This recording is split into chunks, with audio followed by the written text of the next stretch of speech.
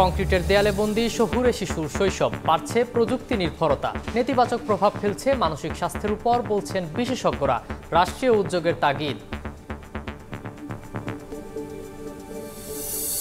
এবং মধ্যরাত থেকে বঙ্গোপসাগরে মাছ ধরায় ৫৮ দিনের নিষেধাজ্ঞা শুরু। কর্মহীন হয়ে পড়ায় দুশ্চিন্তায় জেলেরা। খাদ্য সহায়তার কথা জানায় মৎস্য বিভাগ।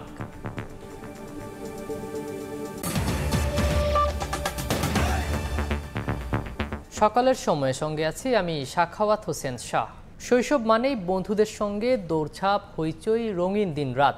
কিন্তু শহরের কংক্রিটের দেয়ালের ফাঁকে আটকে থাকা শিশুদের শৈশব যেন হারিয়ে যাচ্ছে নিঃসঙ্গতায়। খেলার মাঠের অভাব ও ব্যস্ত পারিবারিক জীবন শিশুকে গড়ে তুলেছে একা, নিঃসঙ্গ ও আবেগশূন্য মানুষ হিসেবে, যার অনেকটাই ব্যতিক্রম গ্রামের শিশুদের ক্ষেত্রে। গ্রামের চেয়ে শহরের শিশুরা হচ্ছে অতিরিক্ত প্রযুক্তি নির্ভর, যা শিশুদের মানসিক স্বাস্থ্যের উপর ফেলছে নেতিবাচক প্রভাব। সমাজবিজ্ঞানীরা বলছেন, শিশুদের জন্য প্রয়োজনীয় খেলার মাঠ নিশ্চিত করার পাশাপাশি প্রয়োজন রাষ্ট্রীয়ভাবে নিরাপত্তা নিশ্চিত করা।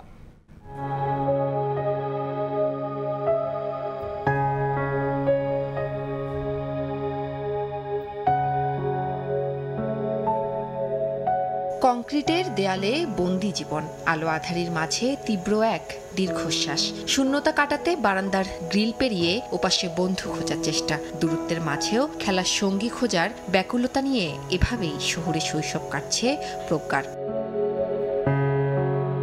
দল বেঁধে মাঠে হাড়ে রেড়ে করে দৌড়, বাঁধনহারা দুরন্ত শৈশব। কালের পরিক্রমায় সবই এখন স্মৃতি, সম্পর্কের সীমানাও যেন এখন আটসাট। তাই তো ঘরের কোণে বসে মোবাইলে কার্টুনের রঙিন দুনিয়ায় হারিয়ে যাওয়া শহরের শিশুদের নেই কোনো বন্ধুত্ব, নেই খেলায় মেতে ওঠার আনন্দ। শহরের এই শিশুদের কাছে একমাত্র বিকেলের ছাদ কিংবা বাসার গ্যারেজই যেন একান্ত নিজের রাজ্য। বিশ্ব স্বাস্থ্য সংস্থার মতে একটি শিশুর সুস্বাস্থ্যের জন্য প্রয়োজন ১ ঘন্টা শারীরিক সক্রিয়তা, যা শহরের শিশুরা একেবারেই পাচ্ছে না। এর ফলে তারা রঙিন শৈশব তো হারাচ্ছে বটেই, তার সাথে তারা হয়ে পড়ছে অতিরিক্ত প্রযুক্তি নির্ভর। তবে ব্যতিক্রম গ্রামের শিশুদের বেলায়। নদীর পানিতে ডুব সাঁতার, বন্ধুদের সাথে খুনসুটি, গল্পে শৈশব এখানে মুক্ত পাখির মতো, যেন বইয়ের বাইরে শেখার আছে এক বিশাল জগৎ। এই শিশুদের ছেলেবেলা রঙিন হয় প্রকৃতির অফুরন্ত রঙে, দিন কাটে একান্ত পারিবারিক আবহে। গবেষণা বলছে, শহরের শিশুরা ঘরের বাইরে খেলার সুযোগ পায় দিনে গড়ে ১ থেকে ২ ঘন্টা, যেখানে গ্রামের শিশুরা পায় ৪ থেকে ৫ ঘন্টা। এছাড়াও ২০২২ সালে প্রকাশিত এক গবেষণা অনুসারে দেশের স্কুলগামী কিশোর কিশোরীদের ৭৩.৫% মাঝেই রয়েছে মানসিক চাপজনিত লক্ষণ, যার মধ্যে গ্রামীণ কিশোর কিশোরীদের মধ্যে চাপ দেখা যায় সবচেয়ে কম, যা প্রায় ৩২%।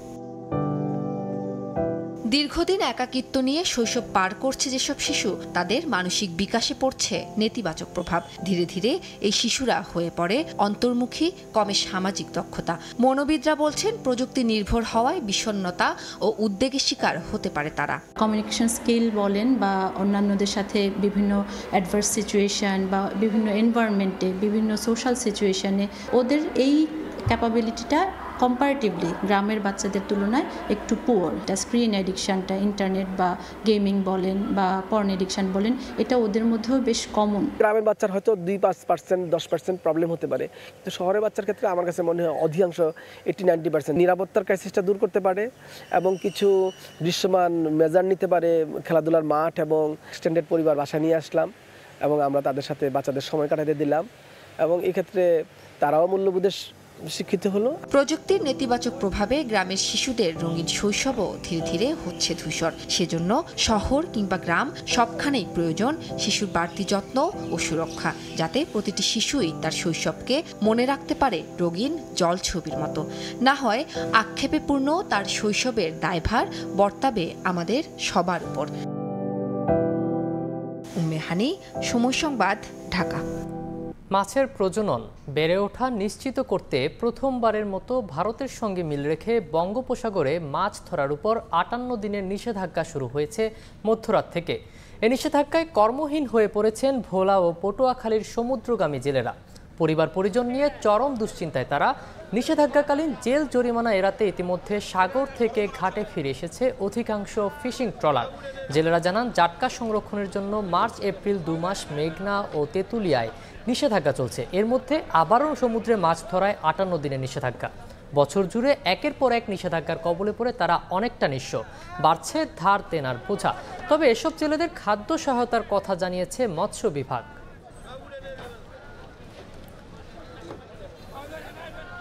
ভারতের একতরফা পানি প্রত্যাহারে নাব্য সংকটে কুড়িগ্রামের উপর দিয়ে প্রবাহিত ধরলা, তিস্তা, ব্রহ্মপুত্র, দুধকুমার সহ 16টি নদ নদী, পানিশূন্য 2 শতাধিক খাল ও বিল। এতে মারাত্মক প্রভাব পড়েছে জীবন জীবিকা ও জীববৈচিত্র্যের।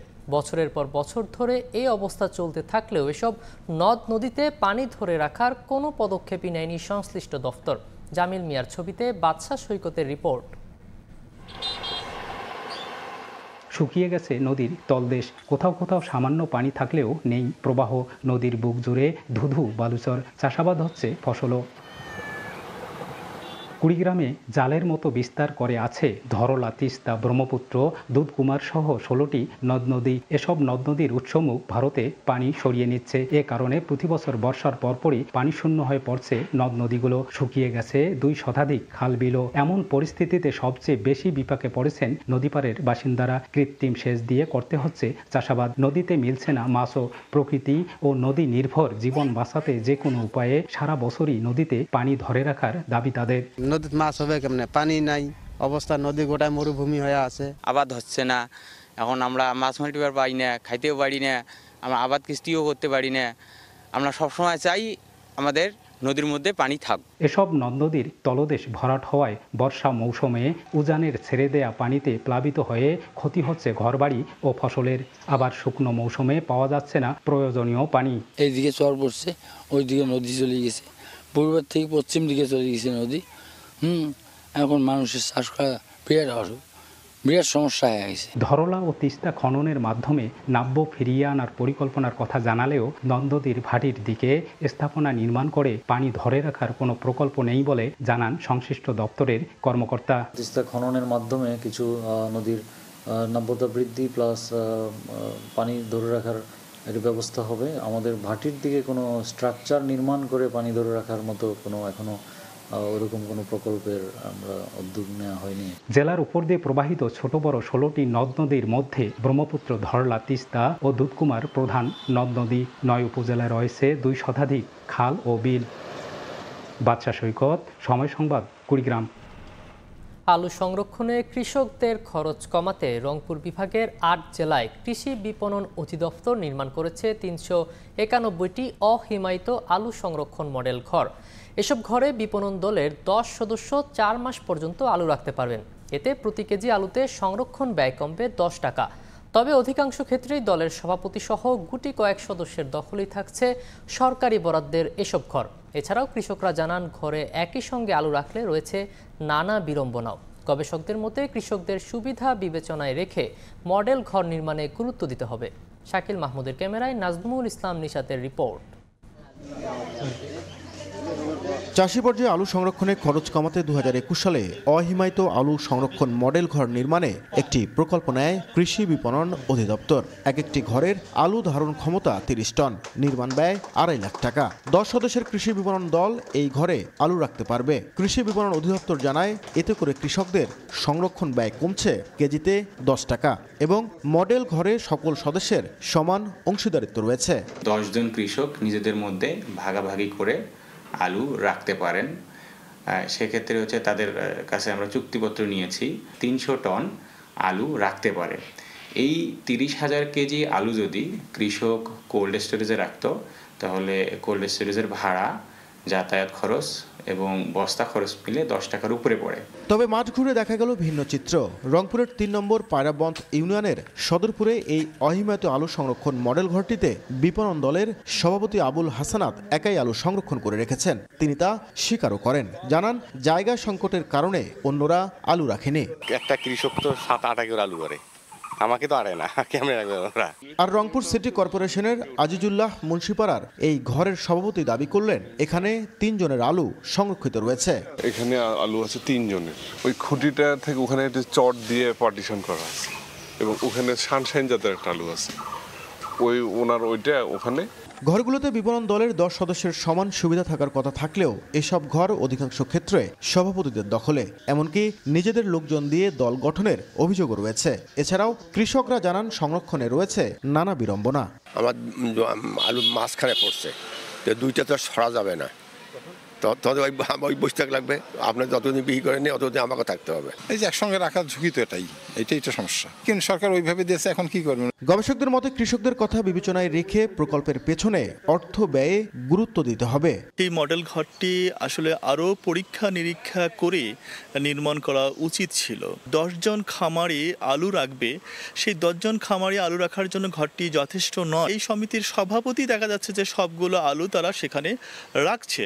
এজন্য কৃষি বিপণন অধিদপ্তরকে এই বিষয়টা খেয়াল রাখা উচিত ছিল। 2021 সালে নেয়া এই প্রকল্পটি শেষ হবে চলতি বছরের জুনে। তবে প্রকল্পটি বাড়ানোর পরিকল্পনা রয়েছে বলে জানায় কৃষি বিপণন অধিদপ্তর। নাজমুল ইসলাম নিশাত, সময় সংবাদ, রংপুর। এবারে সার, বীজ, সেচ ও কীটনাশকের দাম বাড়ায় বোরো আবাদের রংপুর অঞ্চলের কৃষকদের উৎপাদন খরচ বেড়েছে 1.5 গুণেরও বেশি। কৃষকরা জানান আশানুরূপ উৎপাদন না হলে বড় ধরনের লোকসানের শঙ্কা রয়েছে তাদের। কৃষক নেতারা বলছেন সেচ নির্ভর বোরো মৌসুমে ডিজেল ও সারের দামে সরকারের বাড়তি নজরদারি প্রয়োজন। আর মাঠ পর্যায়ে কৃষকদের সব ধরনের পরামর্শ দেওয়ার কথা জানায় কৃষি বিভাগ। শাকিল মাহমুদের ক্যামেরায় রেদওয়ান হিমেলের রিপোর্ট।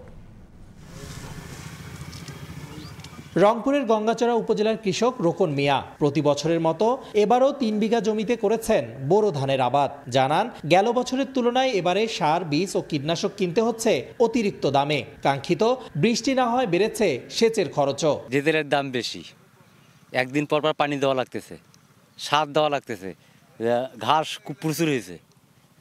এইটা হলে কি আমরা বাঁচবো?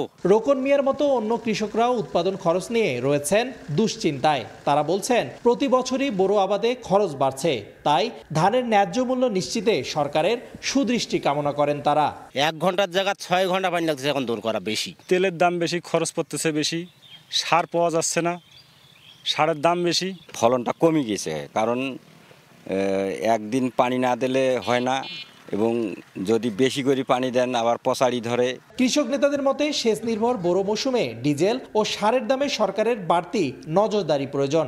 আর মাঠ পর্যায়ে কৃষকদের সব ধরনের পরামর্শের কথা জানিয়েছে কৃষি বিভাগ। নিরবিচ্ছিন্ন যে সেচ কাজ পরিচালনা করা কিংবা বাম্পার উৎপাদনের জন্য এখানে সার, ডিজেল, কীটনাশকে সরকারের ভর্তুকি দেওয়া প্রয়োজন। মাঠ পর্যায়ে যাতে বালাইকে দমন করার জন্য আমাদের যে পেস্টিসাইডের প্রয়োজন হয়, আমরা তাদের সাথে দফায় দফায় মিটিং করেছি এবং জেলায় নির্দেশনা দেওয়া আছে যাতে কোনো রকম মজুদ পরিস্থিতির সমস্যা না হয়। চলতি মৌসুমে রংপুর অঞ্চলের 5 জেলায় 5,09,056 হেক্টর জমিতে বোরো ধানের আবাদ হয়েছে।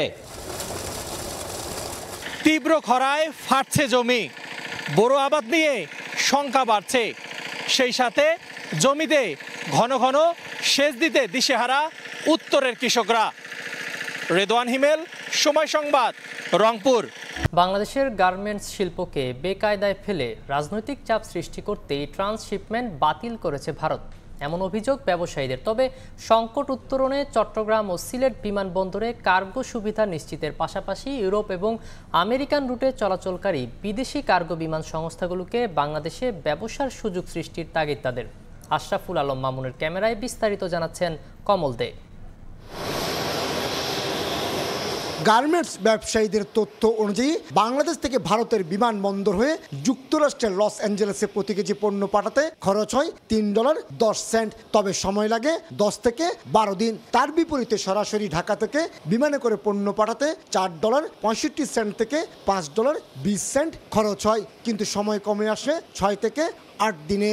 এখন আমাদের সরকারের উচিত ইন্ডিয়ার উপর ডিপেন্ডেন্ট না হয়ে আমাদের বিমানবন্দরগুলোকে সক্ষম করা এবং বিদেশি এয়ারলাইন্সগুলিকে বাংলাদেশে যেন সহজে আসতে পারে, স্বল্প মূল্যে মাল নিতে পারে, সেদিকে নজর দেওয়া। জাহাজে পণ্য পাঠানোর ক্ষেত্রে যাবতীয় খরচ বিদেশি বায়ার প্রতিষ্ঠান বহন করলো, বিমানে পাঠানোর ভাড়া গার্মেন্টস মালিকদেরকেই পরিশোধ করতে হয়। কিছুটা কম খরচে এয়ার শিপমেন্ট করতে গত 3 বছরের বেশি সময় বাংলাদেশি গার্মেন্টস ব্যবসায়ীরা ভারতকে বেছে নিয়েছিল, কিন্তু ভারতের ট্রান্সশিপমেন্ট বাতিলের সিদ্ধান্ত কিছুটা সংকটে ফেলেছে বাংলাদেশের ব্যবসায়ীদের। তবে তা অনেকটা সাময়িক বলে মত তাদের। এয়ার শিপমেন্ট হয় এই কারণে যে বেশিরভাগ আমরা প্রোডাকশনটা ঠিকমতো করতে পারি না, কারণ ফুল র ম্যাটেরিয়ালসটা ইম্পোর্ট করে যে লিড টাইমটাতে আমরা এক্সপোর্ট করতে হয়, টাইম আমরা কভার করতে পারি না। টাইমিংয়ের ক্ষেত্রে গিয়ে অলমোস্ট কার্গো কিন্তু আমাদের এয়ার করতে হয়। মূলত ভারত থেকে চলাচলরত কার্গো বিমানের স্পেস খালি পেলেই বাংলাদেশি গার্মেন্টস ব্যবসায়ীরা পণ্য পাঠাতেন, কিন্তু ভারতের পক্ষ থেকে ট্রান্সশিপমেন্ট বাতিলের ক্ষেত্রে যে কার্গো জোটের কথা বলা হচ্ছে তা মানতে নারাজ বাংলাদেশি ব্যবসায়ীরা। ভারতের এই সিদ্ধান্তকে রাজনৈতিক বলে মনে করছেন তারা। হঠাৎ করে কোনো জিনিস এভাবে বাতিল করার কোনো নিয়ম নাই। এটার জন্য আমরা একটা বৈরী পরিবেশের মধ্যে আমরা পড়ে গেছি, কারণ কাস্টমার্সে মাল দেওয়া, সঠিক সময় মাল যাওয়া, অন্য রুট আমাদের সিলেকশন করা, এটার জন্য আমাদের জন্য একটা বিব্রতকর একটা পরিস্থিতি হয়েছে। ভারতের এই সিদ্ধান্ত বাংলাদেশের সক্ষমতা বাড়ানোর সুযোগ হিসেবে দেখছেন ব্যবসায়ীরা। বিশেষ করে বাংলাদেশ থেকে যাত্রীবাহী বিমানে করে ইউরোপ আমেরিকায় পণ্য পাঠাতে হয় বলে ভারতের তুলনায় খরচ কিছুটা বেশি।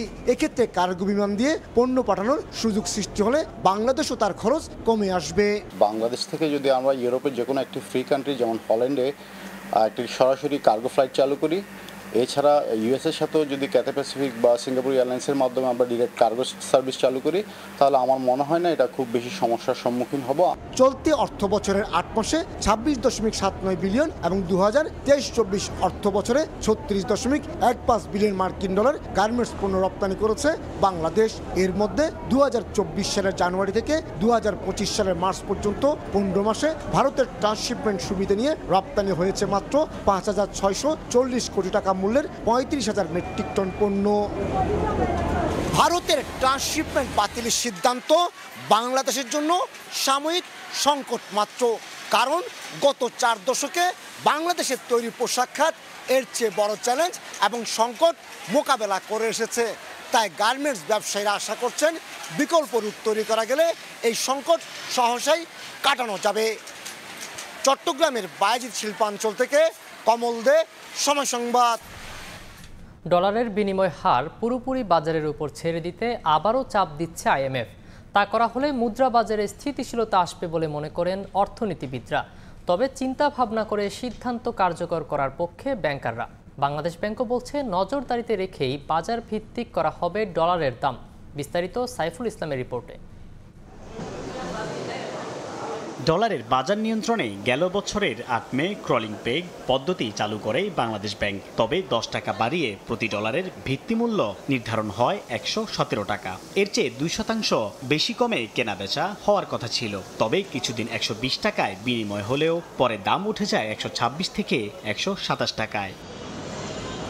আন্তর্জাতিক মুদ্রা তহবিল আইএমএফ এ ধরনের ব্যবস্থাকে উঠিয়ে দিয়ে মুদ্রা বিনিময় হার পুরোপুরি বাজারের উপর ছেড়ে দেওয়ার কথা বলছেন। এতে সমর্থন দিচ্ছেন অর্থনীতিবিদরা।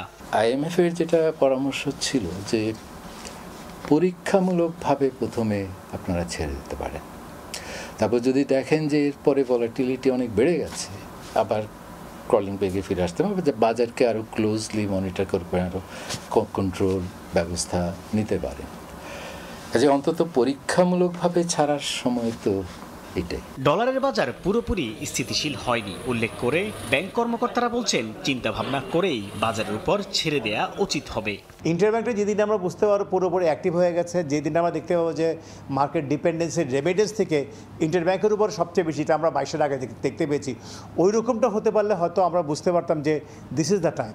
এখন যেহেতু ওই পর্যায়ে আমরা যেতে পারি নাই, এবং আমি এখনও দেখছি যে মাঝে মাঝে একটা টাইটনেস আসে, সো একটা অনিশ্চিত অবস্থা আছে। যদিও বাংলাদেশ ব্যাংক বলছে আগামীতে ডলার বাজারমুখী হবে এবং মুদ্রা বাজারে যাতে কোনো ধরনের অস্থিরতা না থাকে সেজন্য নজরদারিও থাকবে। বৈদেশিক মুদ্রা ফরেন এক্সচেঞ্জের যে এক্সচেঞ্জ রেট, এটা বাজারমুখী হবে এবং বাজারমুখী যাতে হয় বাংলাদেশ ব্যাংক সেই বিষয়ে কাজ করবে এবং এই জন্য যতটুকু নিয়ন্ত্রণ রাখা দরকার বাজারমুখী করার জন্য সেটুকু নিয়ন্ত্রণও বাংলাদেশ ব্যাংক সংরক্ষণ করবে। বর্তমানে ডলারের আন্তঃব্যাংক বিনিময় হার 122 টাকা, তবে খোলা বাজারে 124 থেকে 125 টাকা পর্যন্ত বিক্রি হচ্ছে।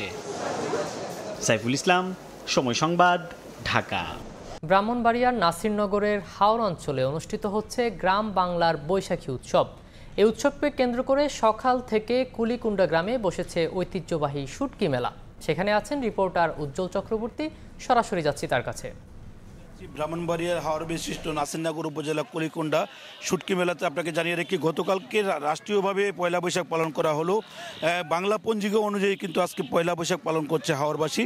তাই কি প্রতি বছরের নেই কিন্তু এখানে হাওর অঞ্চলে যে শুটকি মেলা বসে, এবারে কিন্তু সেই মেলাটি বসেছে কুলিকুণ্ডা মেলা, ঐতিহ্যবাহী শুটকি মেলা। এই মেলাতে কিন্তু হাওর অঞ্চলের বিভিন্ন ধরনের শুটকি কিন্তু পসরা নিয়ে বসেছে দোকানিরা। এখানে আমরা সকাল থেকে কিন্তু দেখেছি এখানে বিভিন্ন ধরনের শুটকি নিয়ে এসেছেন। এখানকার যে বিভিন্ন স্থান থেকে, বিশেষ করে সুনামগঞ্জ, সিলেট সহ আশেপাশে যে জেলাগুলো আছে, অর্থাৎ ব্রাহ্মণবাড়িয়া আশেপাশে যে জেলাগুলো আছে, কুমিল্লা সহ বিভিন্ন জেলা থেকে কিন্তু দোকানিরা বিভিন্ন ধরনের শুটকি নিয়ে আসছে। এখানে বিভিন্ন শুটকির মধ্যে রয়েছে শোল, বোয়াল, পুঁটি সহ বিভিন্ন ধরনের যে দেশীয় মাছ, অর্থাৎ বাইম, ট্যাংরা থেকে শুরু করে সব ধরনের মাছের শুটকি কিন্তু এই মেলাতে কিন্তু স্থান পেয়েছে। আমরা অনেক ক্রেতা বিক্রেতার সাথে কথা বলেছিলাম, তারা কিন্তু আমাদেরকে জানিয়েছে যে প্রতি বছরই এই পয়লা বৈশাখের মেলাকে কেন্দ্র করে এখানে কিন্তু বিভিন্ন বয়সী মানুষ জড়ো হয় এবং বিভিন্ন স্থান থেকে, হাওর অঞ্চলে বিভিন্ন স্থান থেকে ক্রেতারা কিন্তু এখানে আসে। বিশেষ করে প্রবাসী যে ক্রেতা, এই বাজারে কিন্তু প্রবাসী ক্রেতাদের একটা আধিক্য আছে এবং ক্রেতা বিক্রেতাদের সরগরমে কিন্তু মুখরিত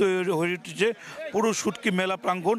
আপনাকে জানিয়ে রাখি, এখানকার যে বিক্রেতা এবং ক্রেতারা তারা বলছেন যে দিনব্যাপী এই মেলাতে প্রতিদিন 50 লাখ টাকা করে শুটকি বিক্রি হয়, অর্থাৎ দুদিনব্যাপী চলছে মেলাটি। আগামীকালও কিন্তু দিনব্যাপী মেলাটি চলবে। এখানে যারা মেলা কমিটির পরিচালনা কমিটির সদস্য আছে তাদের সাথে কথা বলেছিলাম, তারা বলছেন এখানে ইজারা মুক্তভাবে এই মেলাটি তারা এখানে অনুষ্ঠিত হয়ে আছে এবং যুগ যুগ ধরে অনুষ্ঠিত হয়েছে। এই মেলার যে একটি বৈশিষ্ট্য সম্পর্কে আপনাকে বলে রাখি যে মুঘল আমলে এখানে কিন্তু বিনিময় প্রথার মাধ্যমে বেচা কেনা, শুটকি বেচা কেনা হতো, অর্থাৎ আম, ধান এবং মিষ্টি আলু, এই বিনিময়ের মাধ্যমে কিন্তু শুটকি বিক্রি হতো। এখন যেহেতু অর্থের প্রচলন হওয়ার পরে কিন্তু সেটা অনেকাংশে কমে গেছে, তবু মেলার প্রচলন ধরে রাখার জন্য সকালে কিন্তু কিছুটা ছোট আকারে একটা বিনিময় হয়েছে, অর্থাৎ আম দিয়ে, সবজি দিয়ে, বিভিন্ন ঢেঁড়স, বেগুন, অর্থাৎ মৌসুমী যে সবজি আছে সেই সবজি দিয়ে কিন্তু এই মেলাতে বিনিময় প্রথা অনুষ্ঠিত হয়েছে।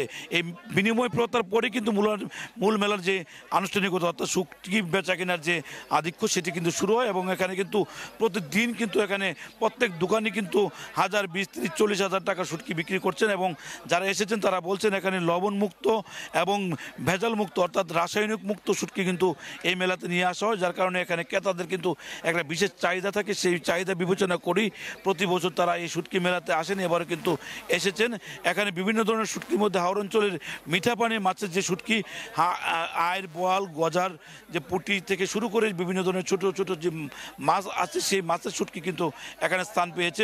প্রতিদিন গড়ে এখানে প্রায় 50 লাখ টাকার শুটকি বিক্রি হয় বলে এখানকার আয়োজকরা আমাদেরকে জানিয়েছেন।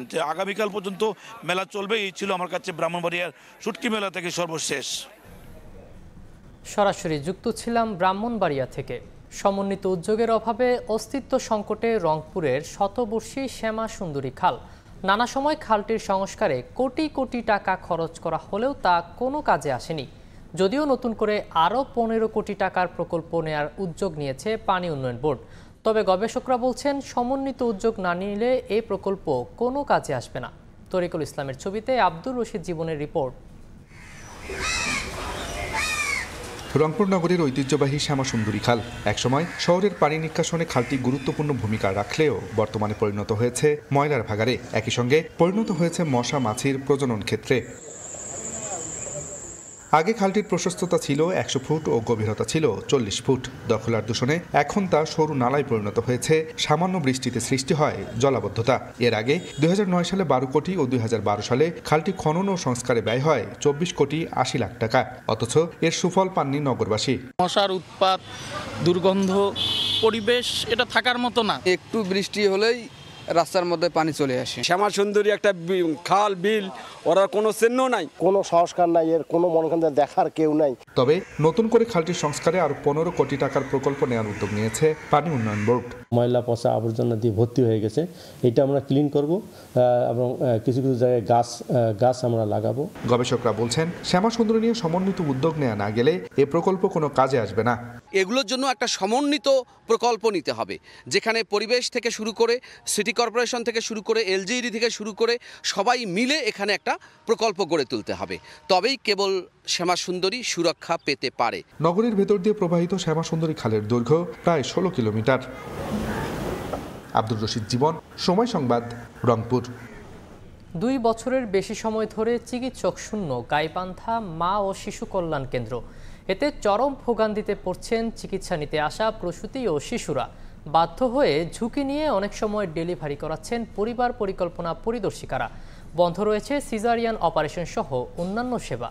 রোগীদের ভোগান্তির কথা স্বীকার করে চিকিৎসক নিয়োগে সব ধরনের চেষ্টা চলছে বলে জানান জেলা পরিবার পরিকল্পনা কর্মকর্তা বিপ্লব ইসলামের প্রতিবেদন। বিনামূল্যে প্রসূতি ও শিশুদের চিকিৎসা, নরমাল ডেলিভারি ও সিজারিয়ান অপারেশনের জন্য জেলার নিম্ন আয়ের মানুষের একমাত্র ভরসা স্থল গাইবান্ধা মা ও শিশু কল্যাণ কেন্দ্র সর্বোচ্চ প্রসূতি সেবায় ভূমিকা রাখায় দেশসেরা হয়ে একাধিকবার জাতীয় পুরস্কার অর্জন করে স্বাস্থ্য কেন্দ্রটি।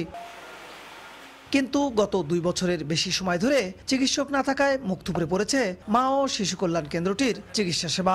জেলার 7 উপজেলার চরাঞ্চল সহ বিভিন্ন এলাকার মানুষ প্রতিদিন প্রসূতি সেবার জন্য আসলেও ফিরতে হচ্ছে হতাশা নিয়ে। চিকিৎসক না থাকায় একেবারে নরমাল ডেলিভারি ছাড়া বন্ধ রয়েছে সিজারিয়ান অপারেশন সহ অন্যান্য কার্যক্রম। বাধ্য হয়ে বিভিন্ন বেসরকারি ক্লিনিকে যেতে হচ্ছে রোগীদের।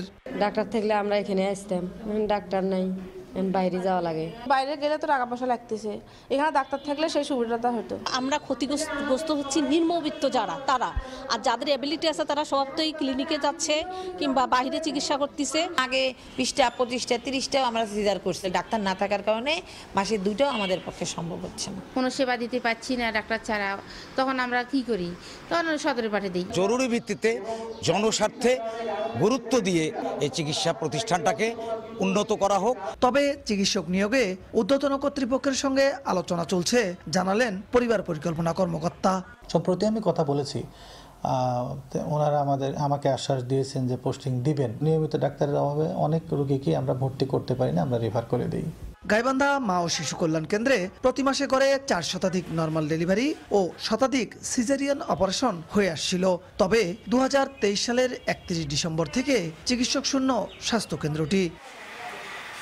বিপ্লব ইসলাম, সময় সংবাদ, গাইবান্ধা। কৃষিতে যান্ত্রিকীকরণে খাদ্য উৎপাদনে সফলতা এসেছে। এখন কম জমিতে চাষাবাদ করে অনেক বেশি ফসল পাওয়া যাচ্ছে। আর এসব প্রযুক্তির বড় অংশই দেশে উদ্ভাবিত। বিদেশের উপর নির্ভরতা কমিয়ে কৃষি যন্ত্রাংশ তৈরি হচ্ছে দিনাজপুরে। কৃষি বিভাগের তথ্য মতে সাশ্রয়ী মূল্যে এসব যন্ত্রাংশ ব্যবহারে আগ্রহ বাড়ছে কৃষকের। গোলাম নবী দুলালের তথ্য ও মঞ্জিদ আলম শিমুলের ছবি নিয়ে রিপোর্ট। একসময় লাঙল, জোয়াল আর হালের বলদ ছিল কৃষকের চাষাবাদের প্রধান উপকরণ। সে জায়গা এখন দখল করে নিয়েছে আধুনিক লাঙল, ট্রাক্টর, পাওয়ার টিলার সহ আধুনিক সব কৃষি যন্ত্রাংশ। এমনকি ফসল ফলানোর জন্য জমি চাষ, বীজ বপন, নিড়ানি, সার দেয়া, কাটামারাই, ফসল ঝাড়া সবকিছু করা হচ্ছে প্রযুক্তির ছোঁয়ায়। বিদেশের চেয়ে মানদণ্ডে দেশীয় কৃষি যন্ত্রাংশ টেকসই ও সাশ্রয়ী। আধুনিক যন্ত্রাংশের ব্যবহারে খাদ্যে স্বয়ংসম্পূর্ণতা এসেছে। এখন কম জমিতে চাষাবাদ করে অনেক বেশি ফসল পাওয়া যাচ্ছে। আর বিদেশের উপর নির্ভরতা কমিয়ে এসব প্রযুক্তির বড় অংশই তৈরি হচ্ছে দিনাজপুরে। ধান মাড়াই, ভুট্টা মাড়াই, সিডার, বেড প্ল্যান্ডার সহ মিনি টিলারের যাবতীয় কাজ করে থাকি। এখানে পুলি কাটিং হয়, কেম কাটিং হয়, এখানে শেপ কাটিং হয়, বিভিন্ন রকমের কাটিং হয়, এখানে পুলি তৈরি হয়। শ্রমিক সংকট ও প্রাকৃতিক দুর্যোগ থেকে আধুনিক প্রযুক্তি কৃষিতে পরিবর্তন এনেছে বলছেন কৃষকরা। আর কৃষিতে উৎপাদন বাড়ছে, কমছে উৎপাদন ব্যয়। প্রযুক্তির ব্যবহারে ফসলের অপচয়ও কম হচ্ছে। 1 বিঘা মাটি এখন 5,000-7,000 করে গেছে। আর এই যে মেশিন আসিয়া অনেক খরচা কম, আধা ঘন্টার মধ্যে মারাই করতে পারছি এখন। আর আগে 1 বিঘা মাটি ভুট্টায় মারাই করতে 2-3 দিন লাগতো আমাদের। কৃষি যে যান্ত্রিকরণের যে উদ্যোগ, সেটাকে সফল করার জন্য আমরা প্রক্রিয়া করব, সেভাবে আমাদের কার্যক্রম রয়েছে এবং আমরা এদের সকলকে কিভাবে সত্যিকার অর্থে ইঞ্জিনিয়ারিং এগ্রি ইঞ্জিনিয়ারিংয়ের জন্য আরও উন্নয়নের জন্য আগানো যায়, সেগুলো নিয়ে আমরা সরকারি এবং বেসরকারি পর্যায়ে সমন্বিত উদ্যোগে কাজ করব। কৃষি যন্ত্রাংশ তৈরি ও রফতানিতে প্রচুর সম্ভাবনাময় এই খাতে সরকারি পৃষ্ঠপোষকতা পেলে দেশে উন্নত মানের কৃষি মেশিনারিজ তৈরি করা সম্ভব। সরকার যদি আমাদেরকে একটা সহযোগিতা করে, সেক্ষেত্রে বিদেশি যে আমাদের যে ডলার ব্যয় করে যে আমাদের যন্ত্র কিনে আনতেছে, সেখানে আমরা ডলারের সাশ্রয় হবে এবং আমরাই স্বাবলম্বী হয়ে উঠব। বাংলাদেশ কৃষি গবেষণা ইনস্টিটিউটের তথ্য মতে বর্তমানে দেশের মোট আবাদি জমির 90 থেকে 92% চাষ হচ্ছে যান্ত্রিক পদ্ধতিতে। সময় সংবাদ, দিনাজপুর। এই ছিল সকালের সময়, সঙ্গেই থাকুন সময়ের।